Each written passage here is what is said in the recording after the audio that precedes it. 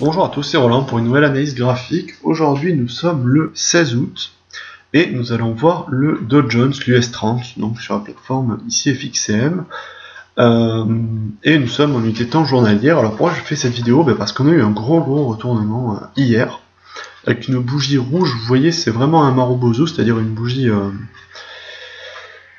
dont il n'y a pas de mèche ni d'ombre, mais seulement un corps, et que ce corps est grand. C'est-à-dire que ça a commencé par baisser et ça a terminé par baisser, il n'y a rien eu entre les deux, ça n'a fait que baisser. Durant toute cette partie, il n'y a pas eu de débordement entre l'ouverture et la clôture. Donc, qu'est-ce que ça signifie? Premièrement, c'est un signal très fort baissier, ne serait-ce que quand on voit une bougie comme ça, généralement, c'est très annonciateur.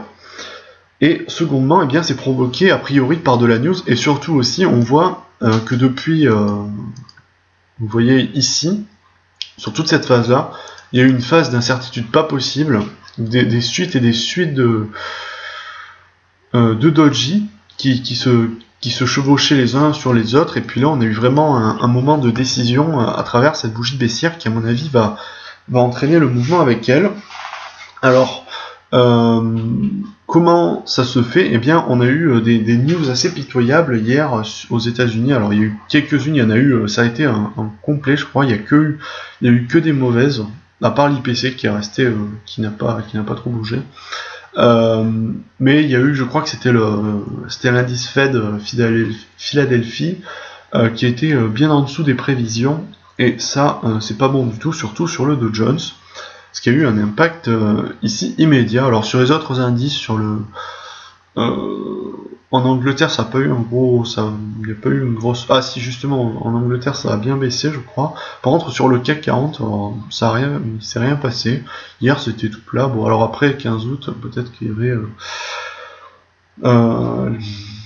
des institutions fermées, mais a priori la bourse était ouverte. Donc je sais pas pourquoi ça n'a rien fait du tout. Alors bon, après c'est les États-Unis, hein, c'est pas en France. Enfin, il y a souvent sur les grosses séances catastrophes en général.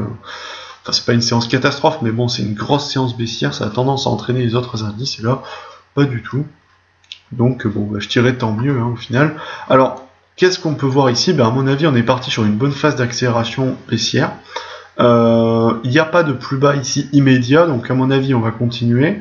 Le premier niveau potentiellement support se situe ici à exactement 14 858. Pourquoi support? Parce qu'il touche, il est une fois résistance ici, il est plus ou moins deux fois, enfin une fois disons support ici et une autre fois ici. C'est quand même un niveau assez pivot si on considère un range de cette forme. Ce serait plutôt, bon, il n'est pas tout à fait au centre du range, mais il est quand même assez central sur cet axe. Alors ensuite, qu'est-ce qu'on a comme niveau? Ah pardon, je voulais pas effacer ça, je vais le remettre. On a le niveau, le bas, ici à 14 550 à peu près, qui sont des bons niveaux support. Alors pour moi, d'emblée direct, je pense qu'on va y aller, parce que là, il n'y a rien entre les deux. Jusqu'à 14 850, il n'y a rien. Donc là, ça c'est un objectif que je donne d'emblée. À mon avis, on y est. Par contre, en termes de stop, là, évidemment, on va être large parce qu'on n'a aucune référence. Si on veut être au pire du pire, 15 663. Si on va chercher les plus hauts proches, on peut aller là. Mais bon, il peut y avoir un pullback sur ce niveau, donc en termes de stop, c'est pas intéressant. On peut jusqu'à 15 336. Après, ça dépend de comment se comporte le marché, si on a un fort rebond ou pas. Si c'est uniquement conjoncturel et que ça va s'arrêter tout de suite, on va reprendre à la hausse. En tout cas, depuis un sacré moment, on a un gros rallye haussier sur le Dow Jones. Ici, vous voyez, depuis, on va se mettre en weekly, comme ça on verra mieux. Vous voyez, alors par contre, en weekly, on voit le retournement baissier qui s'effectue après une avalanche baissière derrière. On est quand même sur des niveaux d'incertitude, mais en tout cas, la tendance haussière depuis 2009, elle est continue.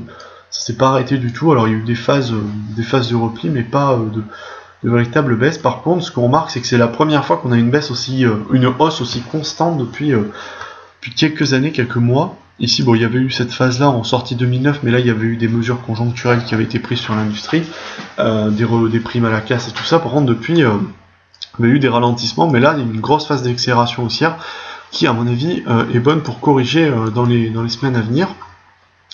Alors, à mon sens, ben là, on est vraiment sur...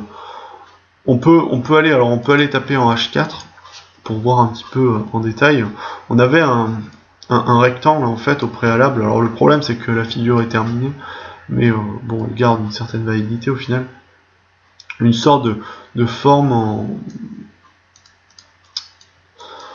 en double sommet, enfin en rectangle plus généralement ici, qu'on pourrait tracer ici, donc en canal à plat, hein, pour prendre les objectifs du canal à plat. Je précise, on est en 4 heures. On reporte les objectifs, on était à 15 165, on est passé en dessous, donc il y a peut-être possibilité de pullback, ça me paraît tout à fait possible dans les temps à venir. Alors là, on a ce niveau-là ici qui fait un peu résistance, support-résistance, on n'avait pas évoqué parce qu'on ne le voyait pas en daily. Donc on peut avoir pullback maintenant. Maintenant, jusqu'où ça peut aller, on a des niveaux ici qui vont à 333 à peu près, 340. Donc là on a une zone intermédiaire dans laquelle il peut y avoir un peu d'influctuation. Si on continue à baisser, je serai purement baissier jusqu'à 14 840 comme j'avais dit, voire 14 550. Il me paraît un objectif plus réaliste dans ce mouvement. En tout cas, à ce propos, ben, je suis totalement baissier sur le Dow Jones, donc sur cet avis, donc sur une analyse purement bougiste. Sur l'entraînement du cours et sur l'absence de véritable niveau de support-résistance, même si, comme on voit là, il y a un certain quadrillage, certain maillage de plus bas qui peut s'opérer de plus haut, avec une reprise haussière potentiellement aujourd'hui, mais c'est pas gagné d'avance. En tout cas, je suis baissier sur le fond avec un take profit donc 14 540 et maximum stop loss à 15 670 à peu près, par là, un peu au-dessus du plus haut, vous le voyez. Et je préciserai dans les commentaires de la vidéo. Voilà, j'espère que cette vidéo vous aura plu, et je vous dis à la prochaine.